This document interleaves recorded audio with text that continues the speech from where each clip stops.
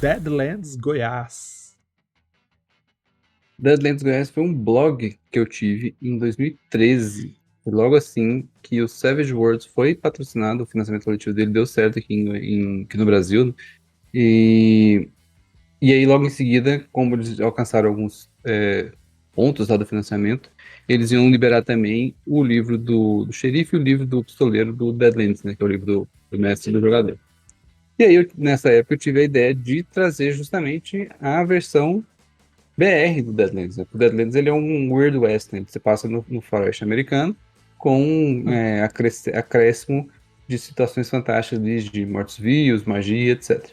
E aí, na época, eu pensei assim, pô, por que a gente não traz isso, então, para o contexto brasileiro? Lá E pro aí, fã, né? eu criei o blog Deadlands Goiás e fiz 3 postagens no blog, pra você ver como que era. Eu ainda sou assim, ainda tenho assim, nossa, tive uma ideia massa, eu faço 3 coisas, aí eu, tipo, abandono. Mas fiz 3 postagens, e uma falando justamente que o projeto era para poder incorporar é, temática brasileira num cenário de Deadlands. O segundo era fazendo um contexto histórico, explicando justamente ali a vinda das bandeiras, né, Bartolomeu Bueno da Silva. Aí eu tenho toda a cronologia ali de quando os bandeirantes saíram de São Paulo, e aí montaram a capitania de Goiás, e aí tem toda a criação ali de Vila Boa, de Arraial de Santana, etc. Todas as primeiras vilas que foram criadas aqui em Goiás foram fundadas e que depois, como o ouro, que é uma coisa, um termo que talvez a gente só aprenda no ensino médio goiano, que fala que o ouro em Goiás era um ouro de aluvião, porque era um ouro que só existe na superfície. Então, Sim. logo depois que você escava ele não tem mais, você não consegue tirar ele das pedras, porque ele não existe, ele está Não ali tem um só veio de na. ouro na É, pedra. Ele fica ali na beira do rio ou ele, na margenzinha. então, quando eles perceberam isso, eles transformaram a região, que é uma região extremamente plana, numa região de criação de gado, que permanece até hoje, plantação de gado. Cheio de gado Então, aqui. em todos os sentidos. E então, a segunda foi isso, a segunda postagem que eu fiz foi isso, e a terceira foi justificando com o contexto brasileiro por que o Deadlands aconteceu. No livro original, tem uma questão que envolve os indígenas americanos e tudo mais lá, que é durante a Segunda Guerra não, a Guerra Civil Americana que acontece.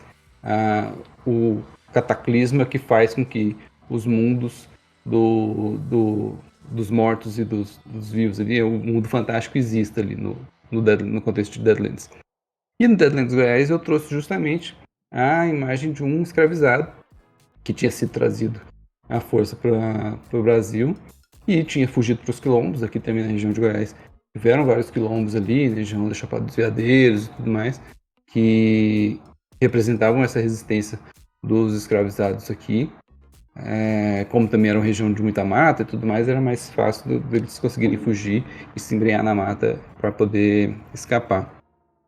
E aí nesse quilombo lá, fazendo um ritual, e aí, acho que eu nem tinha lido Deuses Americanos, mas acabei bebendo um pouco da ideia, que foi, ele ia fazer um ritual para poder trazer os deuses lá da África para cá, para ajudar os escravizados na luta contra a escravização. E aí, quando ele faz isso, eu trouxe o contexto que eu dei uma pesquisada que chama linha Calunga. E a linha Calunga, no contexto da Umbanda, ali, da religião de matriz africana, é o véu que separa o mundo dos vivos do mundo dos mortos. Então, dei essa mesclagem ali de deuses americanos, dele tentando fazer um ritual numa época que seria tipo um Halloween, né, uma época em que o véu estaria mais fraco, ele conseguiria fazer esse contato com os deuses da Além-Mar. E aí isso seria o que ia trazer o, o contexto de Deadlands pro estado de Goiás. Aí eu ia usar aquele mapa de Goiás na época que ainda tinha Tocantins incorporado junto, ia trazer várias informações da época ali, né, do século XVII, para poder falar sobre isso. E abandonei. Mas acho que segue sendo um tema muito bom para se explorar, para quem tiver mais interesse aí, que é justamente, aqui a gente não chama o Texas brasileiro à toa, né? Que é justamente, tem toda essa pegada de faroeste no Brasil, E aí você pode incorporar tudo que a gente falou aqui daqui para trás sobre sincretismo religioso, sobre lendas e mitos indígenas e toda essa questão na luta contra a exploração imperialista do Anhanguera lá, né? Como é que chama? Eu ia falar Diabo cangaceiro, mas não é cangaceiro, não, é o do Bandeirante, do Cabelo Diabo Bandeirante, do Bandeirante, é. Velho, Diabo Então, Velho. dessa luta contra o Bandeirante, que inclusive no meio de Goiânia, uma das principais praças é a Praça do Bandeirante. Então, ainda tem essa imagem heróica, né, que a gente traz da época do colonialismo. Então, foi um projeto que eu tive, dentre vários, mas que ficou aí só na lembrança, mas nunca joguei nem explorei muito ele mais pra frente. Tristemente. Aproveitei para reler aqui os posts do blog enquanto você tava falando. Tinha apoio, porra. Tinha gente comentando, falando que legal. Pois é, foi bem no hype do financiamento do livro. Ia sair pela, se não me engano, foi pela Retropunk que saiu. Então, mas falhei. Mais um, Viu, Vermelho? Pode acontecer também se você não solta as coisas logo. Só dizendo. Eu partilho, cara. Na época que a gente tinha blog, o Jesus ele tinha um probleminha. O negócio é que eu tinha um blog. O Jesus tinha um monte de blog. Deadlands Goiás é um blog dele. Ele tinha outros blogs. Então esse era o problema dele. Quando você vai focar a sua atenção, cara, você acaba desfocando sua atenção. Porque você está produzindo muito. E ele ainda participava de blogs de terceiros, pelo que eu me lembro. Tio do Goblin.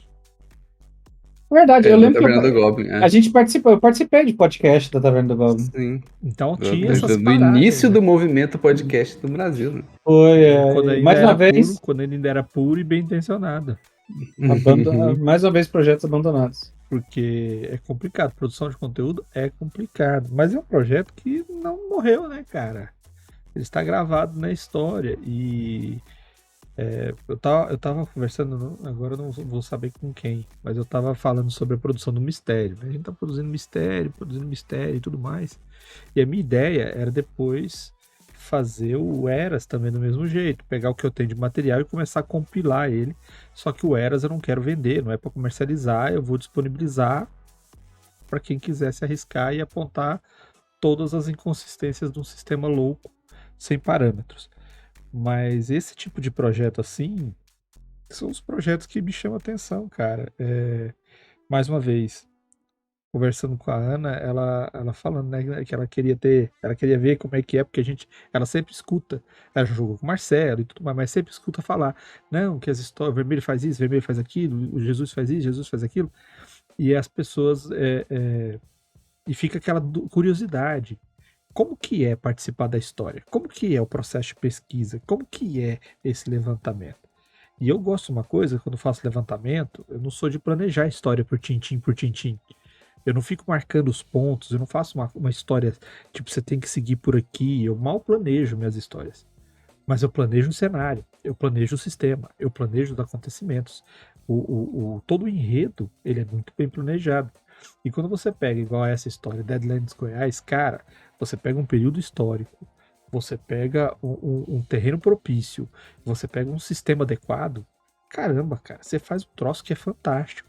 Se você já ouviu falar em Antônio Conselheiro e a Guerra de Canudos, aquele negócio todo, e que, poxa, eles fizeram lá uma cidadezinha, e eles resistiram, 3, 4 incursões militares e tudo mais, e só morreram na última, porque também não tinha jeito e tal. Cara, aqui em Goiás também teve uma moça, eu esqueci o nome dela, que era uma mulher que também era tipo o Antônio Conselheiro, cara.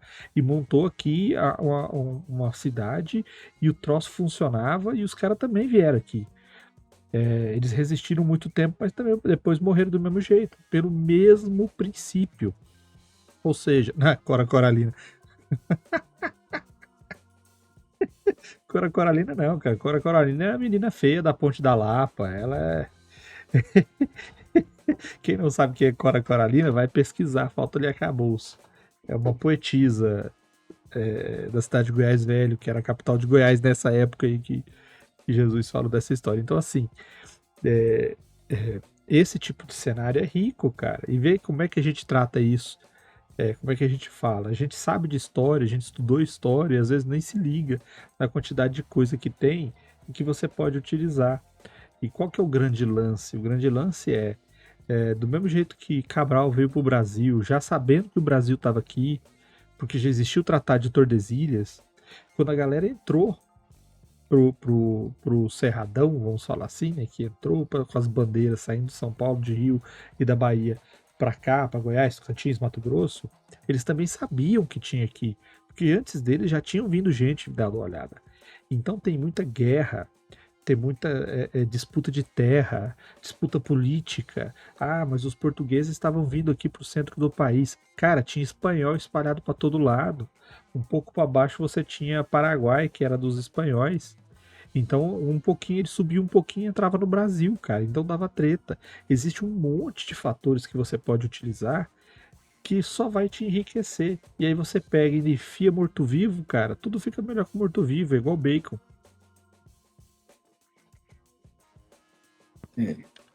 Muito potencial perdido, tristemente.